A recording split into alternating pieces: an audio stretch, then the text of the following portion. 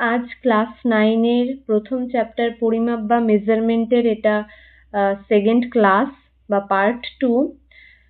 Part 1-এর ক্লাসের লিঙ্কটা আমি ডেসক্রিপশন বক্সে দিয়ে দেবো, তোমরা চেক আউট করে নিও। আজকের এই ভিডিওতে আমি বাকি যে টপিকগুলো ছিল এই চ্যাপ্টারের সেগুলো কভার করব। তো প্রথম টপিক হচ্ছে বিভিন্ন মাপের একক বা ইউনিটস অফ ডিফারেন্ট সাইজ। আগের দিন আমরা দৈর্ঘ্য, ভর, সময় এগুলোর একক সম্পর্কে পড়েছিলাম। আজকে দেখে নেব যে দৈর্ঘ্য তো বিভিন্ন রকমের হতে পারে, অতি ক্ষুদ্র হতে পারে, বৃহৎ হতে পারে। অতি ক্ষুদ্র দৈর্ঘ্য কাদের ক্ষেত্রে হয়? যেমন হচ্ছে অণু পরমাণুর ব্যাস, অণুজীবদের ব্যাস, এদের দৈর্ঘ্য কিন্তু অতি ক্ষুদ্র হয়। তাই এক্ষেত্রে কিন্তু আমরা যে এককগুলো ইউজ করব সেই এককগুলো কিন্তু খুব ছোট হবে। ছোট এককগুলো কি কি ইউজ করা হয় সেগুলো আমাদের দেখতে হবে। এবং অতি বৃহৎ দৈর্ঘ্য কাদের হয় না, যদি বলে যে পৃথিবী থেকে সূর্যের দূরত্ব পরিমাপ করা হয়, এর একক অতি বৃহৎ একক, ঠিক আছে। তারপরে নক্ষত্রের ব্যাস, এগুলো কিন্তু বড় এককের সাহায্যে পরিমাপ করা হয়। তাহলে প্রথমে দেখে নেব যে অতি ক্ষুদ্র দৈর্ঘ্য কাদের হয়। অণু পরমাণুর ব্যাস বললামই আগে। তারপরে আলোর তরঙ্গ দৈর্ঘ্য, অণুজীবদের ব্যাস, এগুলো পরিমাপ করা হয় ছোট এককের সাহায্যে। এবার ছোট একক কোনগুলো একটু দেখে নিই। প্রথমে রয়েছে মাইক্রন, তারপরে ন্যানোমিটার, তারপরে অ্যাংস্ট্রম, তারপরে রয়েছে এক্স ইউনিট, তারপরে রয়েছে ফার্মি, তারপরে ফেমটোমিটার। এবার এই যে 1 মাইক্রন, ন্যানোমিটার আর অ্যাংস্ট্রম, এই তিনটের যে এই তিনটে খুব ভালোভাবে তোমাদের জানতে হবে যে 1 মাইক্রন সমান কত মিটার, 10⁻⁻6 মিটার। 1 ন্যানোমিটার সমান কত মিটার, 10⁻⁹ মিটার। আর 1 অ্যাংস্ট্রম সমান কত মিটার, 10⁻⁻10 মিটার। এই তিনটে খুবই ইম্পর্টেন্ট, ঠিক আছে। এই তিনটে খুব ভালো করে জানবে। আর একটা রয়েছে ফার্মি, 1 ফার্মি সমান 10⁻⁻15 মিটার, ঠিক আছে। প্রত্যেকটা একটু দেখে নেবে, কিন্তু এই যে চারটে বললাম এই চারটে একটু ভালোভাবে তোমরা দেখে নেবে। ওকে, নেক্সট চলে আসি অতি বৃহৎ দৈর্ঘ্য যাদের, ঠিক আছে, বা যাদের ক্ষেত্রে বড় একক ইউজ করা হয়। কাদের ক্ষেত্রে? ওই যে বললাম নক্ষত্রের ব্যাস, নক্ষত্রপুঞ্জের বিস্তৃতি, ঠিক আছে। যেমন পৃথিবী থেকে চাঁদের দূরত্ব কত, পৃথিবী থেকে সূর্যের দূরত্ব কত, এগুলো মাপা হয় বড় ইউনিটের সাহায্যে, ঠিক আছে। এই ইউনিটগুলোর নাম কি? প্রথমে রয়েছে অ্যাস্ট্রোনমিক্যাল ইউনিট বা AU দ্বারা প্রকাশ করা হয়, ঠিক আছে। তাদের অ্যাস্ট্রোনমিক্যাল ইউনিট কাকে বলছে? যে সূর্য থেকে পৃথিবীর গড় দূরত্বকে বলা হচ্ছে 1 AU, ঠিক আছে, বা অ্যাস্ট্রোনমিক্যাল ইউনিট। এটার ভ্যালুটা তোমাদের একটু জানতে হবে যে 1 AU সমান কত মিটার, 1.496 × 10⁻11 মিটার। এটা খুবই ইম্পর্টেন্ট একটা পয়েন্ট এবং এটা খুব ভালোভাবে তোমরা দেখে যাবে। তারপরে আরেকটা ইম্পর্টেন্ট পয়েন্ট হচ্ছে আলোকবর্ষ। এটা কিন্তু এক্সামে আসেই, ঠিক আছে। এক আলোকবর্ষ কি যদি বলে, তাহলে বলবে যে শূন্য মাধ্যমে 1 বছর সময়ে আলো যে দূরত্ব যায় তাকেই বলে 1 আলোকবর্ষ, ঠিক আছে। 1 আলোকবর্ষ সমান কত কিলোমিটার পরীক্ষায় আসতে পারে, কত মিটার এটাও আসতে পারে। 1 আলোকবর্ষ সমান দেখো আলোর দ্রুতি ইন্টু 1 বছর, মানে শূন্য মাধ্যমে 1 বছরে কতটা আলো যতটা দূরত্ব যাচ্ছে, ঠিক আছে, সেটাই হচ্ছে আলোকবর্ষ। তার মানে আলোর দ্রুতি বা স্পিড ইন্টু 1 ইয়ার, বোঝা গেল। এরপরে দেখো আলোর দ্রুতি কত। আমরা জানি যে এই যে আলোর দ্রুতি বা আলোর যে স্পিড শূন্য মাধ্যমে কত, 3 × 10⁸ মিটার পার সেকেন্ড, তাই তো। 3 × 10⁸ মিটার পার সেকেন্ড আর 3 × 10⁻10 সেন্টিমিটার পার সেকেন্ড, এই দুটো।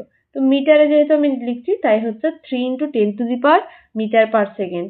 আর 1 বছর মানে দেখো এখানে দিয়ে দিচ্ছে 1 বছর সময় কতটুকু লাগছে, 365 দিন ইন্টু 24 ঘন্টা ইন্টু এই যে 3600 সেকেন্ড। ঠিক আছে, এইটা ক্যালকুলেশন করে আমি পাচ্ছি এই যে এত মিটার, 9.46 ইন্টু 10⁻15 মিটার, আর কিলোমিটারে নিয়ে গেলে এটা হচ্ছে 9.46 ইন্টু 10⁻12 কিলোমিটার। বোঝা গেল?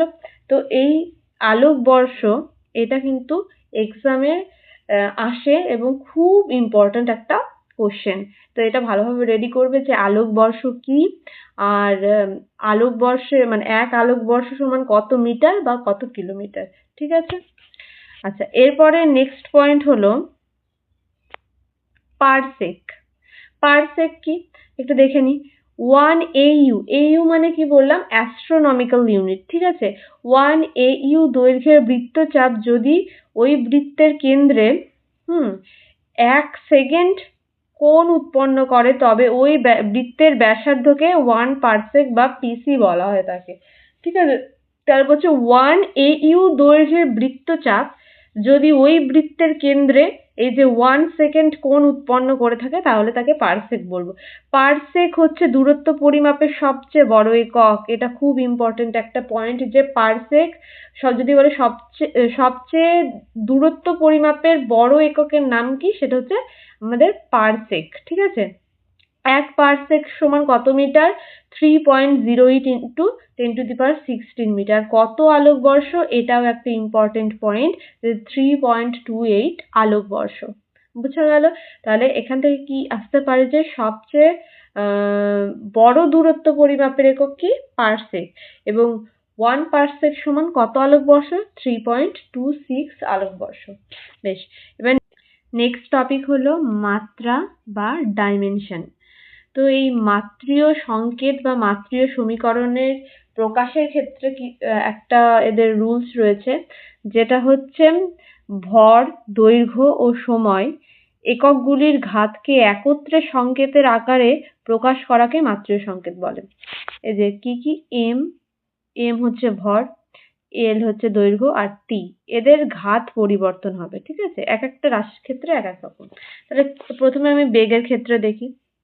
আচ্ছা, বেগ মানে কি বলা রয়েছে এখানে দেখো, দৈর্ঘ্য বাই সময়, মানে velocity equals to distance by time, তাই তো? তাহলে ডিস্টেন্সকে আমি কি দ্বারা প্রকাশ করতে পারি?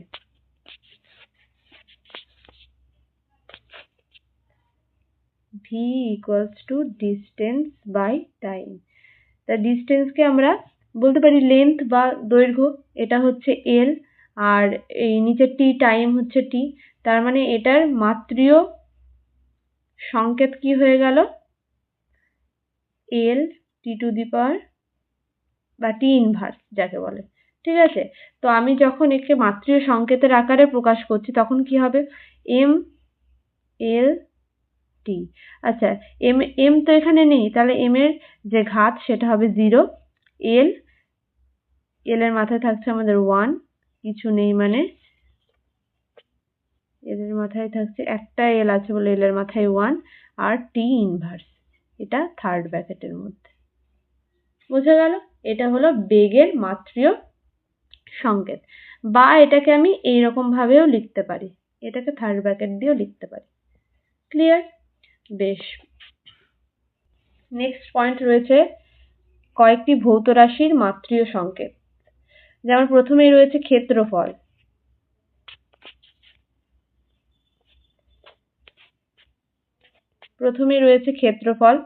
ক্ষেত্রফলের মাত্রীয় সংকেত কি? এল স্কয়ার। আগের দিনও বলেছিলাম ক্ষেত্রফল মানেই বর্গ, তাই আমি দৈর্ঘ্যকে এল দিয়ে বোঝাচ্ছি, তাই এল স্কয়ার হয়ে যাচ্ছে। আর এখানে এইটা যে দেখিয়েছে এটাও কি বললাম, এম এর মাথায় 0 হয়ে যাচ্ছে, টি এর মাথায় 0, কারণ এম আর টি নেই তো এখানে, তাই 0 হয়ে যাচ্ছে। আয়তনের ক্ষেত্রে কি? আয়তনের ক্ষেত্রে কিউব হয় কার, তাই এল এর কিউব হয়ে যাচ্ছে। সেম এখানে ওই একই কেস করছে। ঘনত্ব মানে কি? এখানে দেওয়াই রয়েছে ভর বাই আয়তন। ঠিক আছে, তাহলে ডেনসিটি সমান ভর বাই আয়তন। আচ্ছা, ভরের ক্ষেত্রে কি ইউজ করা হয় বললাম আগে, এম। আর আয়তনের ক্ষেত্রে কি হয়ে যাবে? L cube. তাহলে কি হয়ে যাচ্ছে? M L to the power -3। ঠিক আছে, বা এটাকে আমি লিখতে পারি M L to the power -3 T to the power 0, কারণ টির ভ্যালু নেই এখানে, টির কোনো ঘাত নেই, তাই 0। ঠিক আছে, এরপরে দেখবো বেগ তো বলেই দিলাম, ত্বরণটা দেখে নিই। বেগটা বলেই দিলাম, এবার ত্বরণ দেখে নিই। ত্বরণ মানে অ্যাক্সিলারেশন ইকুয়ালস টু দৈর্ঘ্য বাই সময় স্কয়ার, তাই তো? তাহলে দৈর্ঘ্য মানে পাচ্ছি এল, আর সময় স্কয়ার মানে হচ্ছে টি স্কয়ার, তাহলে এল টি টু দি পাওয়ার -2। ঠিক আছে, এটা হতে পারে, অথবা m0 L T to the power -2। অবশ্যই এটা থার্ড ব্র্যাকেটের মধ্যে প্রকাশ করতে হবে। বোঝা গেল? নেক্সট রয়েছে বল। বল মানে কি? ভর ইন্টু ত্বরণ বা ma। একটু দেখে নিই। F equals to ma। তাহলে m এর হচ্ছে কি দেখলাম, মাত্রা কি দেখলাম m এর, m। ঠিক আছে, আর এর ক্ষেত্রে কি দেখলাম, এই যে এখানে l t to the power -2, এটা হয়ে গেল। তাহলে এটা হয়ে গেল বলের ক্ষেত্রে ml t to the power -2, এবং এটা খুব ইম্পর্টেন্ট, এটা তোমাদের একটু মনে রাখতে হবে। ঠিক আছে, নেক্সট চলে আসছে কার্য। কার্যের ক্ষেত্রে কি হচ্ছে দেখে নাও। কার্য মানে বল ইন্টু সরণ। ঠিক আছে, W বা work equals to F into S। ঠিক আছে, এটা হচ্ছে সরণ আর এটা আমাদের বল। তাহলে বলের ক্ষেত্রে কি দেখলাম, ml t to the power -2, আর s বা সরণ, সরণ মানেই সেটা কি হয়ে যাচ্ছে, ডিস্টেন্স হচ্ছে, তার মানে এটাও l, তাহলে হয়ে গেল ml square t to the power -2। ঠিক আছে, বেশ। এরপরে রয়েছে ক্ষমতা। ক্ষমতা মানে কি? কৃতকার্য বাই সময়। তাহলে যে কার্যের একক পেলাম সেটা কি, ml square t to the power -2, আর সময় বাই সময় বলেছে ইন্টু t ইনভার্স করে দিলাম, তাহলে এখান থেকে কি হয়ে গেল, ml square t to the power -3। এটা হয়ে গেল ক্ষমতার। ভর বেগের ক্ষেত্রে কি হবে, ভর ইন্টু বেগ, ভরের জন্য m আর বেগের জন্য lt, ইনভার্স হয়ে গেল। চাপ, বল ভাগ ক্ষেত্রফল, এটার ক্ষেত্রে কি হচ্ছে, বল হচ্ছে m l t to the power -2 হচ্ছে বাই ক্ষেত্রফল l স্কয়ার, এই যে l কেটে গেল, একটা l থাকলো, হয়ে গেল m l inverse t to the power -2। বুঝা গেল? তাহলে এখানে যে কটার মাত্রা দেয়া আছে বা মাত্রীয় সংকেত রয়েছে, এগুলো কিন্তু প্রত্যেকটা ইম্পর্টেন্ট। তোমরা একটু ভালোভাবে এই যে চার্টটা রয়েছে, এটা একটু ভালোভাবে তোমরা দেখে নেবে।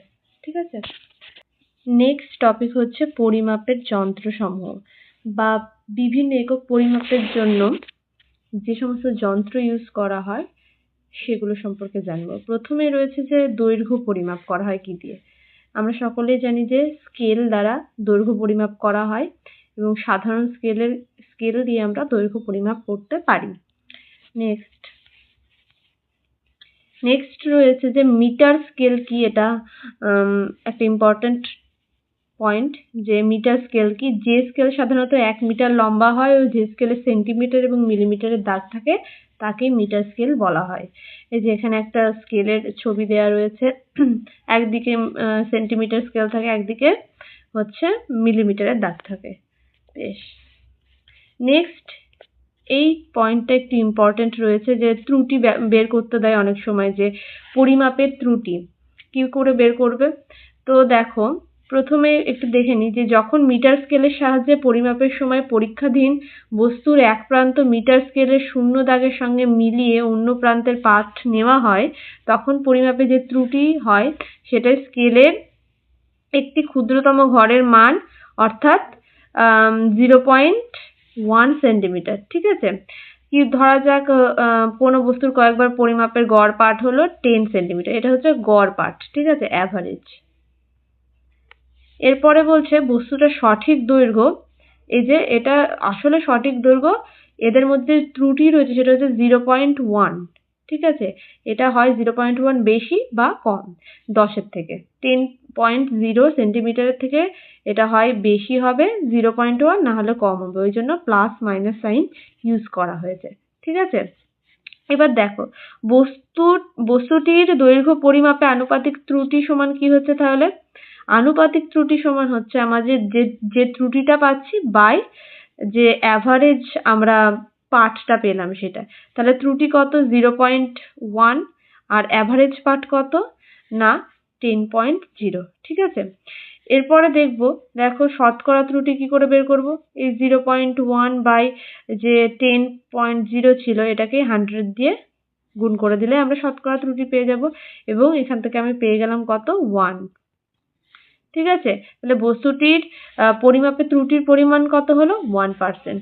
এইভাবে ত্রুটি কিন্তু সহজেই বার করা যাবে। ঠিক আছে, এবার নেক্সট পয়েন্টে চলে আসি। নেক্সট হচ্ছে ভরের পরিমাপ।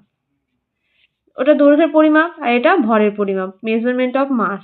এটা কি দ্বারা করা হয়? এই ভরের পরিমাপ সাধারণ তুলা যন্ত্র বা কমন ব্যালেন্স দ্বারা। ভর পরিমাপ করার যন্ত্রের নামই হচ্ছে তুলা যন্ত্র। হ্যাঁ, এবার একটু তুলা যন্ত্র সম্পর্কে জানি। এই যে এই ছবিটা দেখতে পাচ্ছ, এটা হচ্ছে একটা তুলা যন্ত্রের ছবি। বলছে এই যন্ত্রের কতগুলি প্রমাণ বাটখারার ভরের সঙ্গে তুলনা করে পরীক্ষাধীন বস্তুর ভর পরিমাপ করা হয়। ঠিক আছে, আগে তুলা যন্ত্রটার ছবিটা দেখিয়ে নিই। এই যে প্রথমে দেখো এইটা হচ্ছে তুলা দণ্ড, এই যে এইটা তুলা দণ্ড রয়েছে এবং দুদিকে রয়েছে তুলা পাত্র। হ্যাঁ, একটু ভালো করে ছবিটা বোঝো। প্রথমে এটা রয়েছে তুলা দণ্ড, তারপরে এটা তুলা পাত্র, এটা পাত্র নাম্বার 1, পাত্র নাম্বার 2। ঠিক আছে, এখানে স্ক্রু দ্বারা, এখানে লেভেলিং স্ক্রু রয়েছে দুদিকে, এখানে স্ক্রু ওজন দুদিকে দুটো। এরপরে রয়েছে এখানে একটা স্তম্ভ, এটা সূচক। ঠিক আছে, এই পি এটা হচ্ছে সূচক, এটা স্তম্ভ, এটা সূচক। হ্যাঁ, ছবিটা একটু দেখে নেবে। নেক্সট তুলা যন্ত্রে কি বলছে দেখো, এর একটা ওজন বক্স থাকে তুলা যন্ত্রের ক্ষেত্রে। এই ওজন বাক্সে কাঠের ছোট ছোট খোপের মধ্যে নিম্নলিখিত মানের বাটখারাগুলি থাকে। কত কত গ্রামের বাটখারা থাকে? 1 গ্রাম, 2 গ্রাম, 2 গ্রামের দুটো থাকছে, 5 গ্রাম, 10 গ্রাম, 20 গ্রামের দুটো থাকছে, 50 গ্রাম এবং 100 গ্রাম। এগুলি সাধারণত পিতল দিয়ে তৈরি হয়। হ্যাঁ, এছাড়াও অ্যালুমিনিয়ামের তৈরি কিছু কম ভরের বাটখারা থাকে, যেমন 10 মিলিগ্রাম, 20 মিলিগ্রামের দুটো থাকে, 50 মিলিগ্রাম, 100 মিলিগ্রাম, 200 মিলিগ্রামের দুটো থাকছে আর 500 মিলিগ্রাম। এই কত কি বাটখারা থাকে এটা একটু দেখে নেবে। ঠিক আছে, আর বলছে এই তুলা যন্ত্রের যেটা রয়েছে বাটখারা ব্যবহার করে 10 মিলিগ্রাম থেকে 211.10 গ্রাম পর্যন্ত প্রতিটি মানের ভর পেতে পারি। ঠিক আছে, তো এই পয়েন্ট একটু ইম্পর্টেন্ট, দেখে নেবে। এই তুলা যন্ত্র ব্যবহারের কিছু সতর্কতা রয়েছে এবং এটা পরীক্ষায় আসে। হ্যাঁ, সতর্কতা পয়েন্টটা কিন্তু ইম্পর্টেন্ট।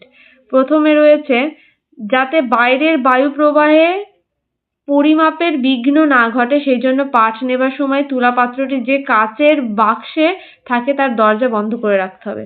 ঠিক আছে, এই যে উপরে আমি আবার ছবিটা দেখাই, এই যে তুলা যন্ত্রটা, এটা সবসময় তোমরা যদি ল্যাবরেটরিতে দেখো কখনো, দেখবে এটা একটা কাচের বক্সে থাকে। ঠিক আছে, নেক্সট পয়েন্ট কি বলছে? নেক্সট বলছে প্রত্যেক তুলা যন্ত্রের ভর পরিমাপের একটি সর্বোচ্চ মান থাকে। ওই যে সর্বোচ্চ মান কত বললাম? 211.10, তাই তো?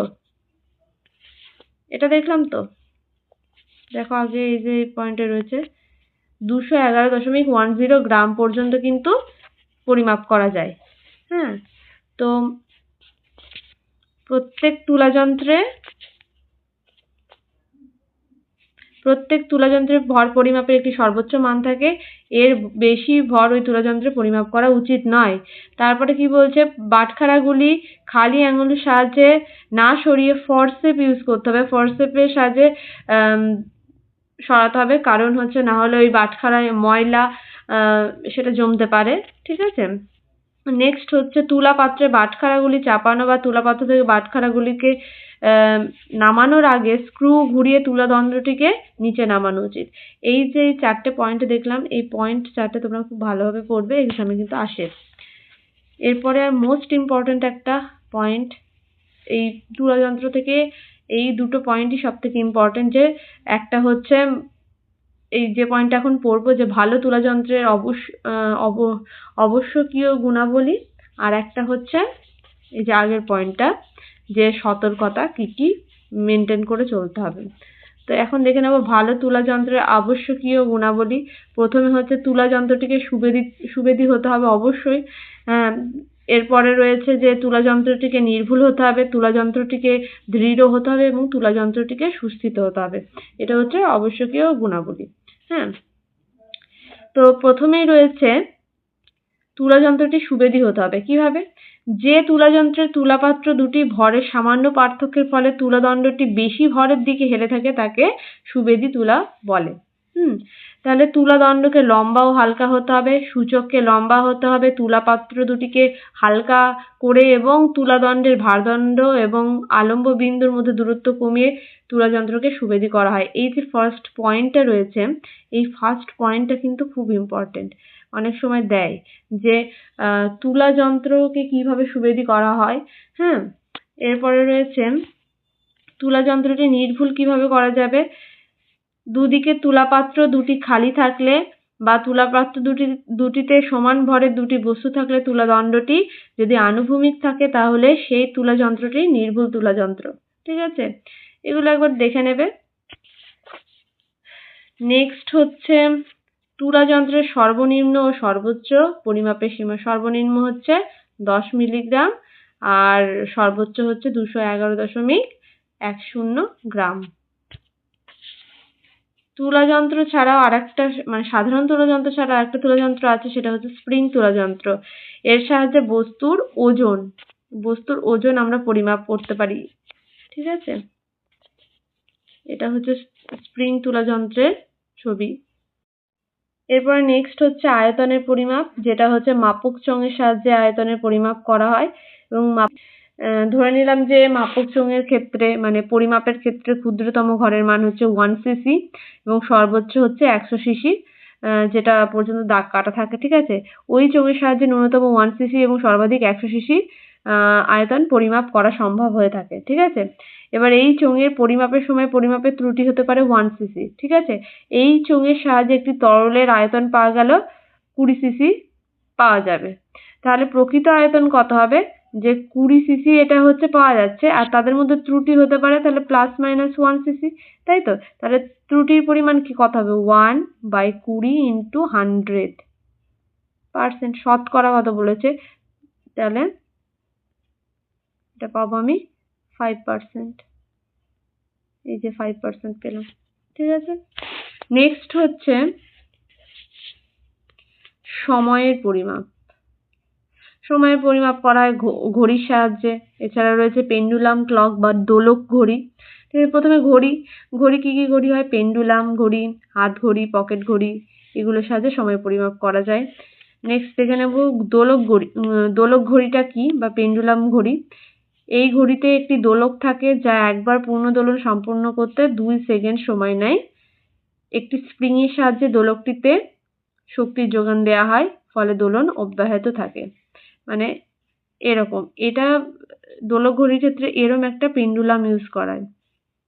ঠিক আছে, এই যে এরম একটা দোলক বা পেন্ডুলাম থাকে যেটার পূর্ণ দোলন সম্পূর্ণ করতে 2 সেকেন্ড সময় লাগে এবং এটাকে যদি এটার এইদিকে একবার যাচ্ছে, এই যে এইদিকে একবার যাচ্ছে, যে এইখান থেকে এখানে ফিরে আসতে তার সময় যেটা লাগছে সেটা হচ্ছে তার পূর্ণ দোলন।